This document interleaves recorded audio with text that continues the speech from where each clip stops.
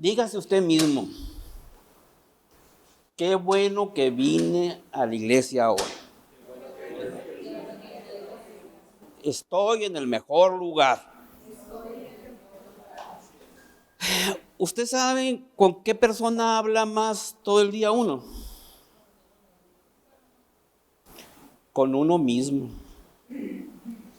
El diálogo interno que tiene uno diario es el que va a hacer que nosotros seamos unas personas tranquilas, de éxito y de amor. Muchas veces nos levantamos renegándonos de nosotros mismos y ya tenemos un diálogo interno. Ay, qué feo estoy, mira con un granito, qué gordo. Y en lugar de levantarse y decirle, ay, qué bonito, mira, creo que ya soy talla 28 o algo, nos renegamos de nosotros mismos. En el diálogo interno hace que nuestras vidas puedan mejorar. Y más si en ese diálogo interno incluimos a Jesús y a Jehová en nuestras vidas. Y también ese diálogo interno puede ser que nos deprimamos, nos enojemos, nos pongamos tristes y que nuestros miedos emocionales crezcan. Cuando a veces uno hace algo y uno mismo se dice, ay, qué tonto soy. Ay, ¿por qué no lo hizo así? Y se lo dice en voz alta. No sé si ustedes, pero a veces cuando yo estoy solo, hablo conmigo mismo. Sí, y me digo, oye, ¿por qué no hiciste esa cosa así? El problema es que también me respondo. Entonces, cada quien, ¿no? Cada quien. Entonces, en ese diálogo interno, nosotros tenemos que incluir a Jehová y a Jesús. Por eso dicen que cuando tú te levantas, lo primero es dar gracias a Dios. Gracias a Dios que tuviste una noche, que despertaste, que estás más guapo, que vas a adelgazar 3 kilos este día, que va a ser un día exitoso, que este día Dios te va a dar fortaleza, Dios te va a dar fuerzas como búfalo y que vas a terminar el día con éxitos en tu día. Pero uno se levanta y dice, ay, es lunes, ¿por qué se inventaron los lunes? Y luego a trabajar, y luego el patrón tan latoso que es, o a la escuela, el maestro que me cae gordo, el examen, yo creo que este examen no lo voy a pasar. Uno mismo en su diálogo interno se pierde autoestima, pierde ese ánimo para seguir adelante. El problema cuando el diálogo interno pierde autoestima, uno se empieza a deprimir, se empieza a sentir menos, se empieza a decir que no va a poder resolver ese problema. Y esos diálogos internos se vuelven una emoción de temor, una emoción de miedo, una emoción de no poder seguir adelante. Entonces, yo les recomiendo que se levanten, si vean que digan qué bonito soy, cuánto me quiero, y este día va a ser el mejor que hizo el Señor. Pero ¿qué es el temor y qué es el miedo? El miedo dice que es una emoción, pero también es un mecanismo de defensa que se da en los humanos, se da en los animales. Cuando sentimos miedo, quiere decir que estamos evitando un peligro, estamos evitando una situación que no nos va a agradar y que no va a ser buena para nosotros. Cuando hay miedos que son emocionales y hay miedos que son reales. Los miedos reales son aquellos que tienen una consecuencia inmediata. Si tú ves que viene un toro o un perro bravo, dicen, vale más aquí corrió que aquí quedó, ¿no? Y sales por tu vida, porque estás temiendo de que te vaya a pasar algo. Si ves a una persona, armado que te quiere robar, pues me escondo. ¿Por qué? Porque tengo miedo y sé que puede hacerme daño en mi vida. Pero así como hay miedos racionales, también hay irracionales. ¿Cuáles son los miedos irracionales? ¿Ustedes se acuerdan cuando estaban pequeños y los asustaban? ¿A qué le tenían miedo cuando estaban chicos? A la oscuridad, a la chancla vengadora, ¿no? Pero ese era un miedo real, ese no era un miedo real. Entonces nos asustábamos, y hay unos que todavía tienen miedo a la oscuridad porque se les quedó, o cuando tronaba. Sí, a mí me daba mucho miedo cuando tronaba y los relámpagos. Y me acuerdo que mi abuelo me decía, no tengas miedo, es la voz de Dios. Ay, pues, está ronco, le dije. Pero los calmaba, y bueno, entonces, y recuerdo que me daba mucho miedo la oscuridad, y que en la casa, eran casas pues, viejas, muy grandes, tenían un pasillo de mi cuarto, y quería ir a la cocina, pues eran como de aquí, yo creo, allá a donde está el sonido, ¿no? Pero se me hacía oscuro, se me hacía larguísimo, se me hacía, ¿no? Y pues que tenía que ir a la cocina y a la luz apagada. Me acuerdo que ya primero me ubicaba donde estaba el interruptor de la luz de la cocina, ¿no? Y agarraba y empezaba, Padre nuestro que está en los ángeles de mi guarda, mi dulce compañero, y corriendo, y pum, la prendía. Y de regreso, pues dejaba la luz prendida, ya me venía, ¿no? Entonces, esos son miedos irreales. Pero si uno no supera esos miedos irreales, va a venir cargando con ellos toda la vida. Pero les tengo una buena noticia.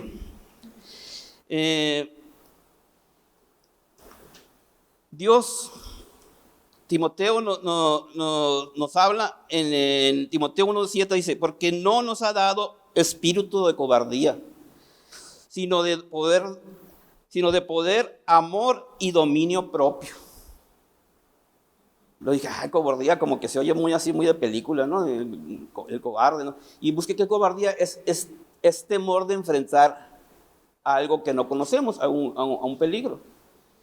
Y lo que me gustó, que yo no había tomado muy en cuenta cuando leí así los versículos, dice, sino de poder de amor y dominio propio. O sea, el dominio propio está en nosotros. El dominio propio no es algo que sea externo. El dominio propio es una característica que nosotros tenemos que tranquilizar. Si no tenemos dominio propio, vamos a hacer muchas cosas malas. Porque cuando estás a dieta y le rompes la dieta, dice, es que no tienes dominio propio, te dice luego, ¿no? O cuando pones una disciplina de levantarte a las 7 de la mañana a correr y todo, y vas 3 días y ya al gimnasio lo pagas un mes y vas 3 días también, pues es que no tienes dominio propio, tienes que tener disciplina. Entonces el temor se quita con dominio propio, pero el temor es algo muy humano y muy real. David decía en el Salmo 56:3, el día que temo, yo confío en Él. Cuando tengamos temor, la confianza va a estar en el Señor. Y quiero hablar del temor como algo muy humano y como algo que nos pasa a todos. Y como algo que le pasó a muchos héroes de la Biblia, a muchos personajes bíblicos. Ustedes se acuerdan bueno, sí se acuerdan, pero bueno, y por eso les digo que vengan al estudio, porque estamos, anuncio, ¿no? Estamos hablando de los discípulos, por ejemplo. Estamos hablando de la vida de cada discípulo, sus características. Y muy interesante, quién fue Pedro, quién fueron los hijos del trueno, y entre todos nos compartimos y discutimos y damos opiniones. Y lo bueno, cuando alguien no trae el versículo, tiene que traer panecito y tiene que traer cafecito y se pone más suave la cosa. Los invito a que vengan los martes a las 7:30, está muy interesante. Entonces, hablamos de Pedro. Y cuando hablamos de Pedro, hablamos del carácter de líder, carácter fuerte, carácter de donde Dios fundó su roca para la iglesia. Pero hablamos también de Pedro, aquel que el día que querían se llevaban los romanos a Jesús, sacó un cuchillo y le rebanó una oreja al romano. Era explosivo, Pedro. Pero también hablamos del Pedro que cuando le preguntaron, tú andabas con él, que no eras tu discípulo. ¿Qué dijo Pedro? No una vez, sino dijo 3 veces antes que cantara el gallo. ¿Por qué Pedro negó a Jesús? ¿Por qué lo negó? ¿Qué tenía? Tenía miedo que lo involucraran y también le pasara lo que le estaba pasando a Jesús. Cuando Elías, después de bajar fuego del cielo y matar a los 400 falsos profetas, sale Elías y Jezabel, que era una falsa profeta, una hechicera, le mandó a decir: para mañana a esta hora vas a estar muerto, te voy a cortar la cabeza, le decía. ¿Qué hizo Elías? Elías, después de tener el poder de Dios, después de haber mandado fuego y matar, se fue y se escondió. Dice que Elías le entró pavor, le dio terror lo que le estaba diciendo y fue y se escondió en una cueva. Pero ¿por qué? Si tenía el poder de Dios, era un profeta, se le había demostrado. ¿Por qué tuvo ese tal miedo? Porque era humano. Hay varios tipos de temores, de miedos, perdón. El temor después se convierte en horror y luego se convierte en pánico. En el 2020 todos nos acordamos de la pandemia, ¿verdad? ¿Qué es lo que pasó? Cuando nos dijeron que unos chinitos hicieron un caldito de murciélago ahí y de ahí salió eso, que yo no me la trago, ¿no? Yo soy muy escéptico en esas cosas, ¿no? Yo dice que fue algo inventado para mover a los gobiernos y a la humanidad por un grupo de gentes ahí, ¿no? ¿Y qué nos inculcaron? Temor, pánico. No salíamos de nuestras casas, nos encerraron. Y el que no traiga el bozal se va a enfermar y se va a morir, nos decían. El tapaboca. Y el que no se vacune también se va a morir. ¿Y qué hacía la gente? Ahí andaba. A mí me tocaba gente que no salía de su casa, que mandaba a comprar todo y cuando le traían las monedas, las lavaba las monedas. Gente que llegaba a su casa, se descalzaba, quitaba la ropa antes de entrar y la lavaba. Era un pánico generalizado. ¿Qué pasó cuando le dijeron, ya no va a haber papel sanitario? Ese se volvió un pánico generalizado.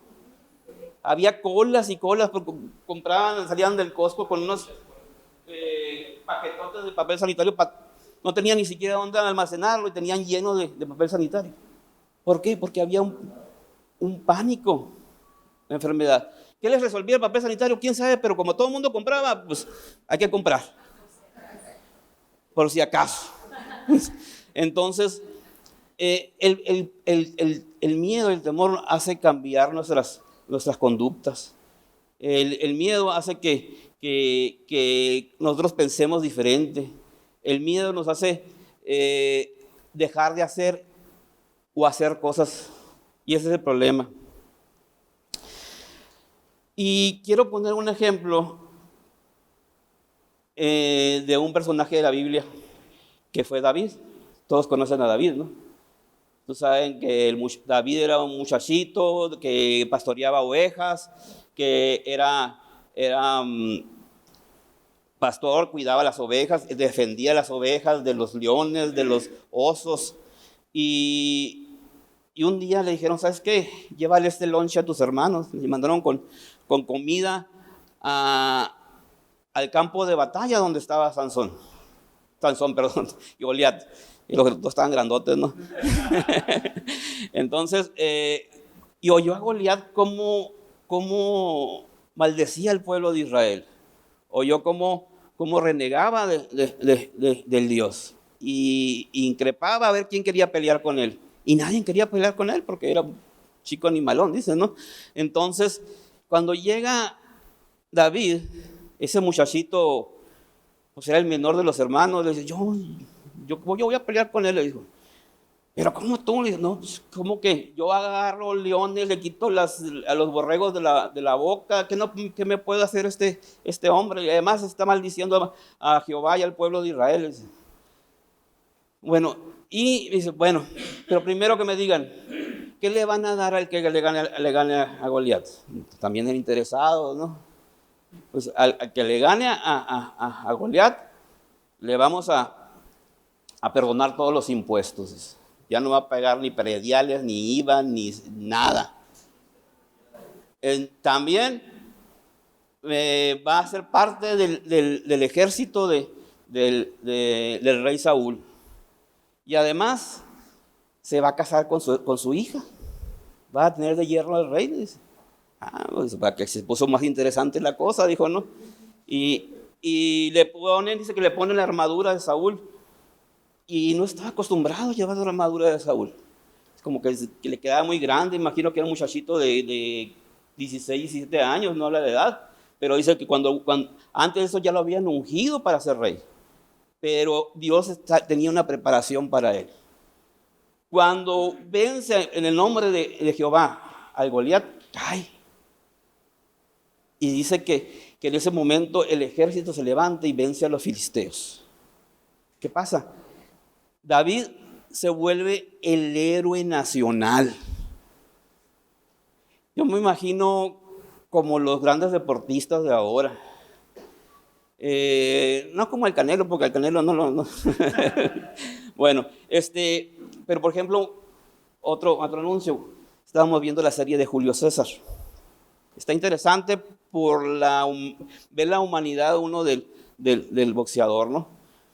Porque ese era un héroe nacional para los mexicanos. Él cuenta que cuando llegaba al aeropuerto de Culiacán, había 200,000 gentes esperándolo, vituperando al campeón y campeón, que a su casa no podía entrar, tenía túneles para poder entrar a su casa. Lo atrapa la drogadicción y casi se muere. Para nosotros lo más largo, un hombre con fama, un hombre que era el héroe. Yo me imagino que así era como lo tenían a David. Pero lo triste de Julio César es que siendo un hombre tan famoso, tan rico, y teniendo centros para rehabilitar gente, tiene dos hijos que tienen en drogas y que nunca los ha podido rehabilitar. Y él dice, ¿por qué? ¿Por qué si yo salí de la droga, tengo estos 2 hijos? Y mi mayor miedo, dice, es que yo, siendo Julio César, siendo persona que tiene rehabilitación, mis hijos se mueran en una sobredosis.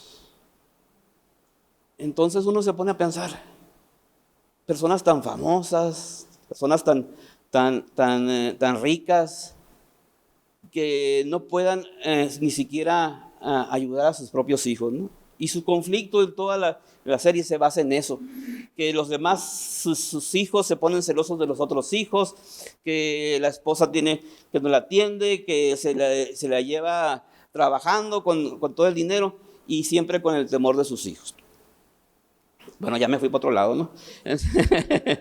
Entonces, yo pienso que David era así como un héroe nacional. Y dice que cuando ya se formó parte del ejército de los filisteos, y venció a los filisteos, le cantaban todavía ahí,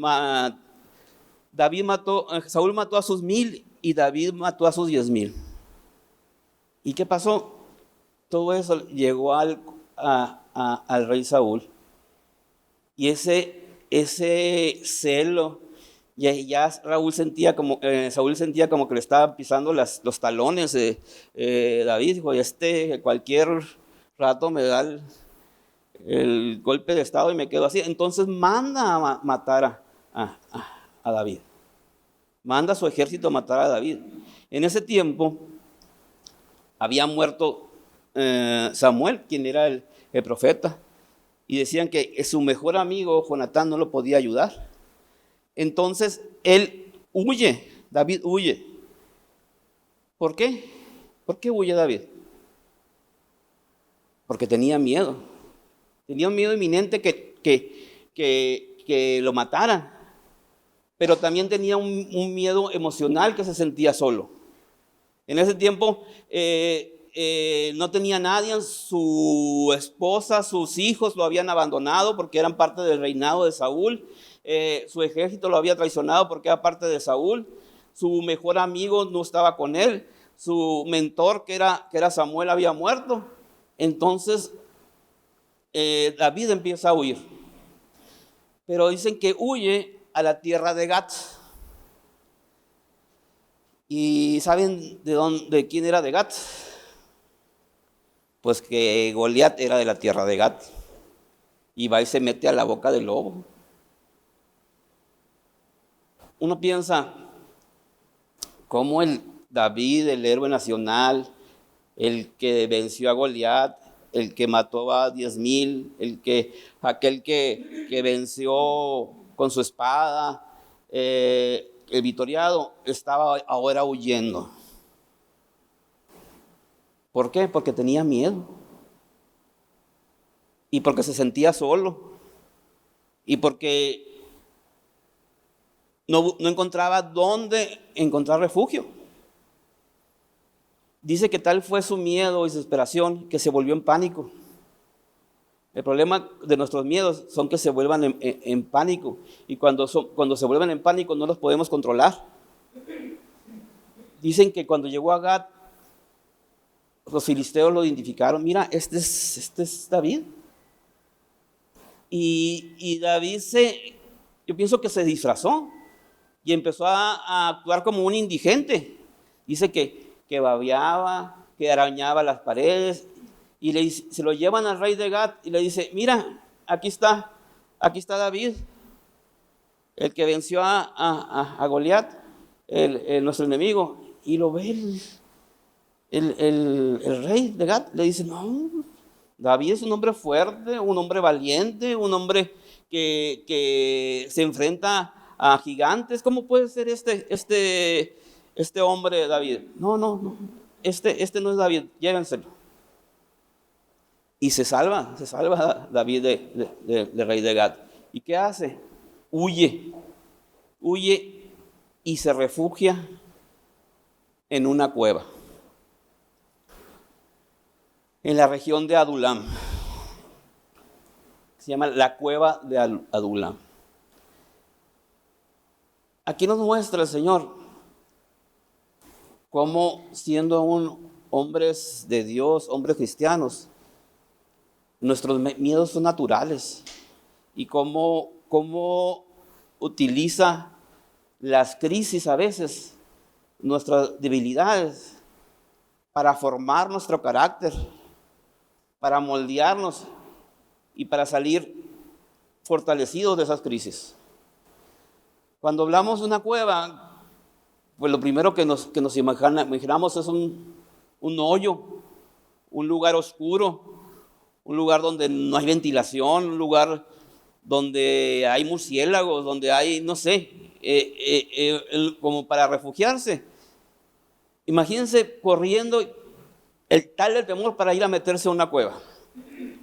Dice que David ahí se sentía desolado, se sentía triste, se sentía abandonado, sentía como que Dios ya no estaba con él, sentía que en cualquier momento iban a llegar y se lo iban a llevar y lo iban a matar.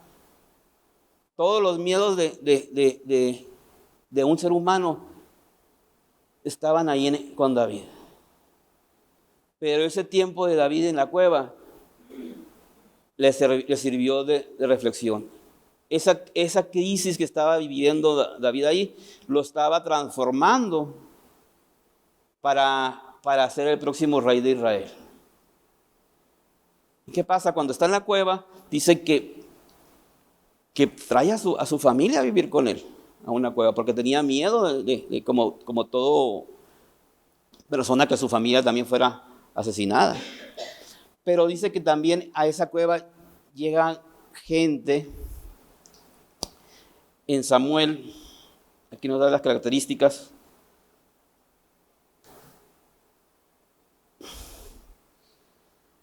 Samuel 22:2 dice: se le unieron todos los afligidos, todos los que estaban endeudados, todos los que se hallaban en amargura de espíritu, y fue hecho jefe de ellos. Cuando sabían que David estaba ahí, pensaban que David pues era el ungido del Señor, era el que los iba a salvar. Pero en ese momento David estaba más deprimido, más amargado, más triste, más solo que cualquiera de ellos. Pero como decía David, ¿cómo yo voy a ser jefe de gente que viene amargada? Y cuando dice, yo pienso cuando dicen endeudado, gente pobre, gente que necesitaba ayuda, gente que no tenía paz y venía a buscar refugio a una cueva. Muchas veces nosotros, yo creo que todos tenemos problemas y tenemos aflicciones, porque el Señor Jesús no nos prometió que iba a ser 1000 sobre hojuelas, todo. Nos dice que en el mundo tendremos aflicciones, pero que Él estará con nosotros. Entonces, muchas veces tenemos problemas y nos sentimos tristes y nos sentimos agobiados, hasta deprimidos, y viene una persona a pedirnos consejo. Y dice uno, ¿cómo yo voy a dar consejos si me siento así?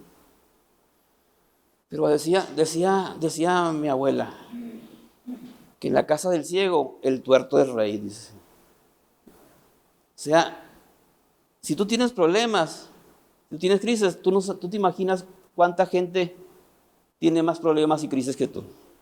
Y que tengamos problemas y que tengamos crisis no quiere decir que te podamos dar una palabra de aliento, que presentemos al Señor Jesús como nuestro apoyo, como nuestro Salvador, como aquel que en las aflicciones, en las luchas puede estar junto con nosotros. Yo a veces pienso que la iglesia es como una cueva. Y aquí el pastor es como nuestro David, que tiene problemas. No sé si que cuando venga a la iglesia dejó todos los problemas en el trabajo, o que la pastora actual lo regañó, o no sé, que venga triste, o sea, animado. Y llega uno y lo primero que cuando ve al pastor, ve un refugio. Y le viene y le dice, pastor, fíjese, mi problema es este, quiero que ore por mi hijo, quiero que ore por esta enfermedad, quiero porque tengo mejor trabajo. Y él trae sus propios problemas. Pero él dice, no puedo porque yo también tengo problemas. Yo creo que así estamos y así debemos de ser. Aunque nosotros tengamos problemas, debemos dar refugio a aquellas personas que tienen más problemas o los mismos problemas con nosotros. Y yo doy gracias por los pastores y el trabajo de los pastores de alabanza, los pastores en general, porque es un llamado que hay, mamita. Dios sabe el trabajo de ellos, y solo ellos saben el trabajo de que ese es pastor. Como cuando uno viene con sus problemas, uno busca refugio y ahí están ellos. Yo doy gracias porque yo he tenido muchas cuevas, y hay unas muy oscuras, y hay unas y tenebrosas, pero también hay cuevitas y todo. En una de mis cuevas yo vine a pedir refugio con el pastor. Y él estuvo ahí orando por nosotros y dándonos consejo. Y gracias a Dios, con el apoyo de Él, con el apoyo de Jehová, las oraciones, todo ha salido adelante. Hemos triunfado. Cuando estaba David en esa cueva, dicen que David se inspiró en muchos salmos. Dice que David Uno de los salmos que escribió es el Salmo 142, que dice: con mi voz clamaré a Jehová, Padre de misericordia, expondré mi queja delante de él y manifestaré mi angustia. Hermanos, yo creo que todos vivimos a veces en una cueva y todos tenemos nuestros miedos. Miedos a qué? Quizás miedos emocionales, miedos a estar solos, miedos económicos, a no llegar al fin de mes. Tenemos deudas, tenemos alguna enfermedad que tenemos miedo a un diagnóstico, tenemos miedo a que nuestra relación no funcione, tenemos miedo al abandono, tenemos miedo que nuestros hijos no sean prosperados, que nuestros hijos no lleguen a Jesús. Pero si David, siendo el ungido y escogido por Dios con un corazón parecido a él, dice, pasó por esta situación, nosotros como humanos no tenemos más que ir a él así afligidos, así contristados, y llegar y proclamarle la ayuda. Cuando usted esté en esa cueva, cuando se sienta deprimido, quizás su cueva sea irse a meter a su cuarto a llorar o conversar con ese diálogo interno y tragarse todos sus problemas, que después traen más problemas. En ese momento no hay más que clamar al Señor. Y clamar al Señor y buscar ayuda. Buscar ayuda con un consejero, con un hermano, con un pastor. Y contarle los problemas a nuestros hermanos que están en la misma situación quizá, o peor que nosotros, nos va a dar fortaleza de corazón. Dice que de la cueva David salió fortalecido. Dice en Samuel que de los 400 afligidos que eran endeudados, de ahí salió el ejército de los valientes de Israel. Dios utilizó esos días de prueba, esos días de conflicto para moldear el carácter de esa gente. Como unos con otros se apoyaban y se fortalecían y oraban y clamaban juntos para la ayuda de Jehová. Cuando nosotros nos sentimos afligidos, cuando tenemos un problema, tenemos las puertas abiertas con el Señor. No necesitamos intermediarios más que Jesucristo. Podemos ir directamente a Él y Él nos va a responder. Decía Pablo: bástame su gracia, decía, porque cuando yo soy débil, Él crece en mí. Cuando somos débiles, entre más débiles son, Cristo más crece en nosotros. ¿Nos puedes ayudar con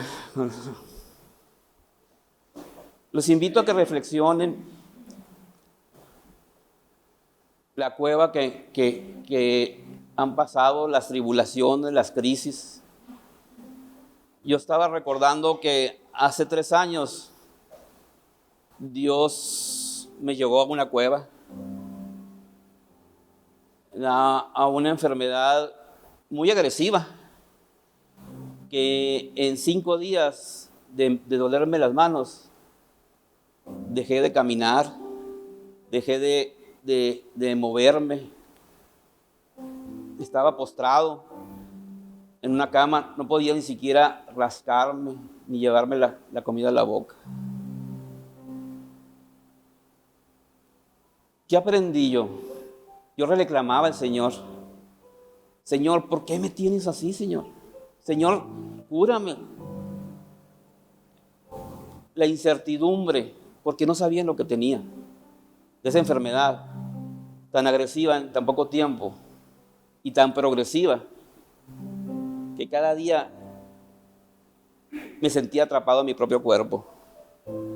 Esa ansiedad, incertidumbre, miedo que tenía, porque no sabía lo que tenía y hasta dónde iba a llegar. Como ayer platicaba, y sabemos, yo decía, yo estaba planeando mi funeral ya. Yo reclamaba y reclamaba, pero no pedía, demandaba. Cuando llegó la crisis más álgida de mi enfermedad, cuando se dieron cuenta que era una enfermedad muy agresiva, que tenía el 50% de vida con esa enfermedad, y que lo que seguía era que mis pulmones se paralizaban y no sabía si iba a vivir yo ahí. Yo tuve que aprender a ser humilde. Ya no reclamaba ni exigía. Ya le decía al Señor, tú sabes por qué me tienes así. Tú eres mi creador, tú eres el que me ha llegado a ese proceso, y yo sé que tú me quieres enseñar algo. Muchas veces no entendemos por qué, siendo hijos de Dios, pasamos por ciertas situaciones que decimos, no es posible. Yo nomás le pedí en ese momento al Señor que cuidara a mi familia, que cuidara a mis hijos. Y desde ese momento, cuando yo entregué mi vida al Señor, Dios empezó a hablar de mi enfermedad. Postrado en una camilla, porque no había camas, llenos de enfermos, con un enfermo terminal de cáncer enseguida. Sin ese día, me acuerdo que cuando ingresé, tenía sed, no había nadie de mi familia en ese momento, nadie me daba agua. Yo ya no quería existir. ¿Qué es lo que falta? Decía yo. Ya me dijeron que lo que sigue es que me pongan un respirador. Y mi mayor temor siempre ha sido, porque era la época de la pandemia, es que me pusieran un respirador. Decía, si yo me enfermo de COVID, no me ponga respirador. Prefiero que Dios me lleve. De ese momento fue el momento más oscuro. Entré con una enfermedad que se llama Guillain-Barré, con muchas posibilidades de morirme, y la medicina que me tenían que poner no había. Estaba en Ciudad Obregón y yo ya estaba por terminar de paralizar mi cuerpo. En ese momento, cuando yo le entregué mi vida al Señor, yo entendí que era su hijo y que tenía a un padre, y que si mi Padre Celestial decidía hacer lo que quería hacer, yo iba a estar dispuesto. Toda soberbia, toda exigencia, toda amargura por la enfermedad, ahí solté mi corazón. ¿Qué aprendí también ahí? Que cuando estás enfermo, cuando llevas una enfermedad tan agresiva, conoces verdaderamente a tu familia y conoces verdaderamente a tus amigos.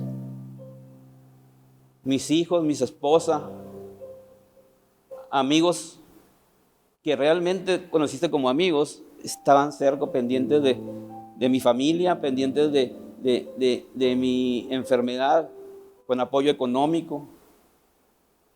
Amigos de un grupo que pertenezco a motociclistas, apoyando económicamente. Amigos que pensaban que eran mis amigos, que era de un grupo cristiano de una iglesia. Nunca se pararon, ni siquiera una llamada, ni siquiera aquí estamos, vamos a orar por ustedes. ¿Te das cuenta realmente qué es lo que Dios quiere para tu vida y a quién quiere cerca Dios de tu vida?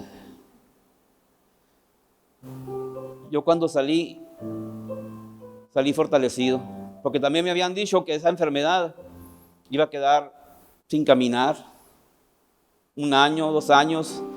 Tenía que aprender a volver a mover mis manos. No tenía fuerzas, tenía que ir a terapias. Mi recuperación fue milagrosa.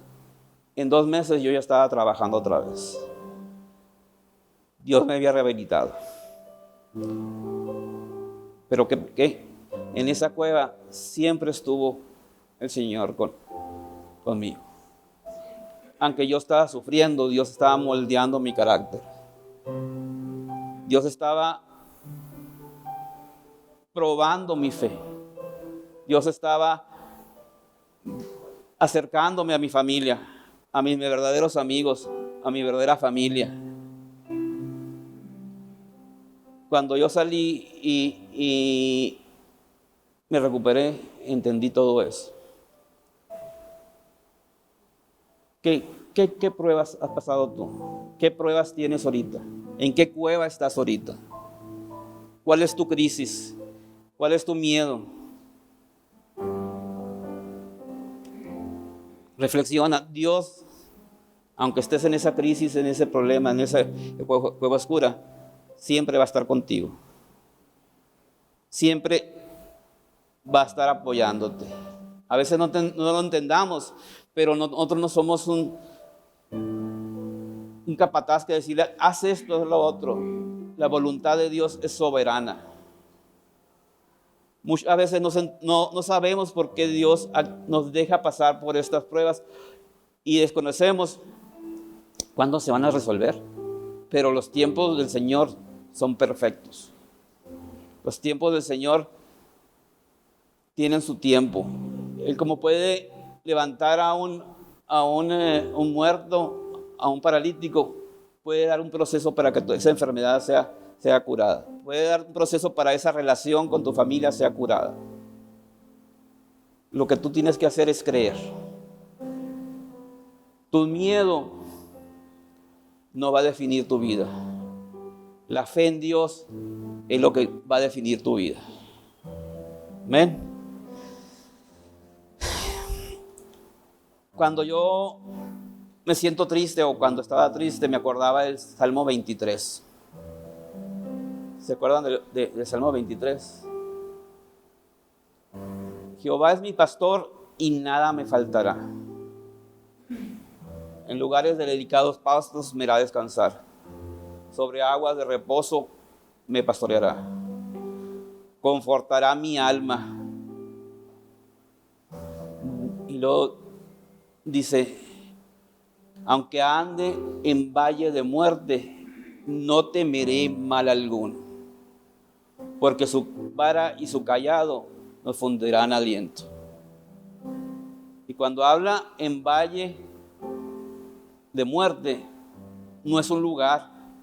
Cuando habla de valle de muerte, es una situación, es una enfermedad, es un miedo, es una angustia, es un problema.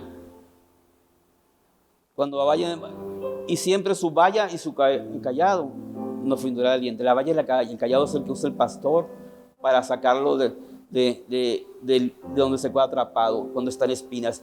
Es el bastón que usa para protegerlo del lobo, para protegerlo del enemigo. El Señor siempre va a estar con nosotros. Amén.